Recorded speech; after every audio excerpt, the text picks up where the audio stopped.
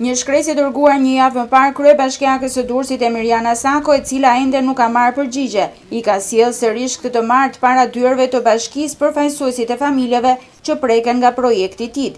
Heshtja institucionale gjatë kësaj periudhe dhe disa ndryshime në projekt që lidhen me pronat të institucioneve të kultit, i ka shtyrë banorët që të kërkojnë transparencë nga institucionet, transparencë që sipas tyre deri më tani ka munguar. Bashkia dhe institucionet shqiptare po bëjnë veprimet në mungesë të plot transparencë. Pra nuk kemi transparencë për faktin se si po zhvillohet projekti TID, që shumë hapa po merren, flitet për një VKM të re, po pa konsultim me ne, flitet për ndryshim destinacioni nga prishje në rikonstruksion të disa objekteve, me çfarë vendimesh janë bërë këto, kur projekti nuk ka rënë. Elementare është të na japin informacion se çfarë po ndodh. Ka ndryshuar destinacioni më përpara apo tani? Jo tani dhe me shkresa. Sa familje janë? Bëhet fjalë për institucionet fetare, eksaktësisht për Kishën Katolike, e cila objektet që kishin përprishje i kanë për rikonstruksion. Takimi që realizuan me kryeministrin Edi Rama në Bashkinë Durrës më 14 shkurt, u duk sikur hapi për më shumë se 80 familje që preken nga ky projekt një dritë jeshile. Por ku kanë kaluar gati 3 muaj, banorët e qendrës historike të Durrësit janë në terr informativ lidhur me hapat institucional që po ndiqen.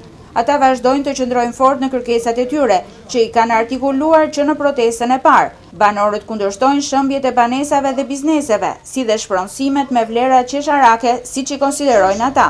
Po rinë po vi, do qobë si do qobë, do ngrijem si do ngrijem.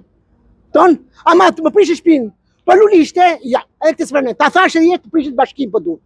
Të këtu i patën, me lulishte me gjitha këtu i patën. Çdo lulishti që ka bërë që ka thënë, lulishte i paga po pallate.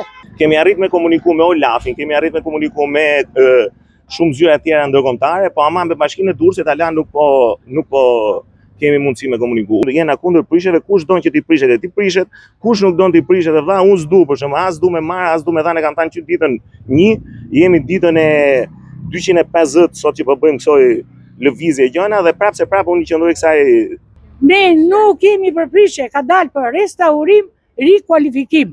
Projekti TID Durrës që pritet realizohet nga Ministria e Kulturës, Bashkia Durrës dhe ADF, planifikon shëmbjen e banesave dhe bizneseve të rreth 80 familjeve durrësake, që banojnë rreth amfiteatrit dhe në zonën historike. Ndërkohë, mbi këto familje vijon të qëndrojë si shpata e Demokleut, vendimi i Inspektoriatit të Mbrojtjes së Territorit Durrës, i cili u kërkonte lirimin vullnetar të shtëpive të tyre, që më datë 16 shkurt.